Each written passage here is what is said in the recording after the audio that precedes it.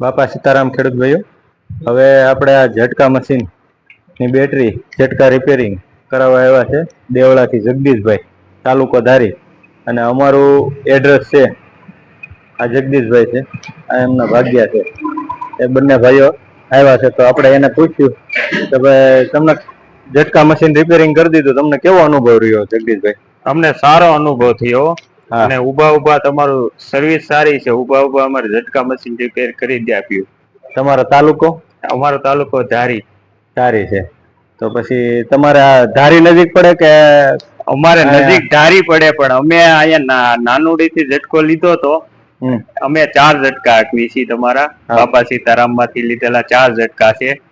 હાલ 2 ઝટકા અમારે પ્રોબ્લેમ આવ્યો હતો એટલે અમે અહીંયા લઈને આવ્યા હતા. કેટલા વર્ષ પછી પ્રોબ્લેમ આવ્યો? અમારે માનો ને 3 વર્ષ થયા. બરોબર. તો પછી તમને સર્વિસમાં કેવું રહ્યું? સર્વિસમાં સારું. કેટલા ટાઈમમાં રિપેર કરી નાખ્યો? 10 મિનિટમાં ઉભા રિપેર કરી આલો. બરોબર.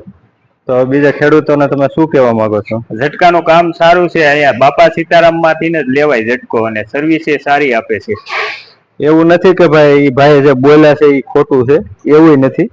આ એનું ગેરંટી વોરંટીનું કાર્ડ આપણે મારેલું હતું, એ 21/7/2023ની સાલમાં લઈ ગયા હતા.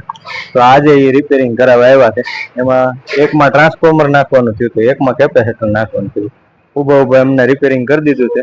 અને જે પણ કોઈ ખેડૂત ભાઈઓને રિપેરિંગ કરાવવાનું હોય તો આ મારું લોકેશન છે, નાનોડી ગામનું બોર્ડ છે અને એક્ઝેક્ટ સામે છે.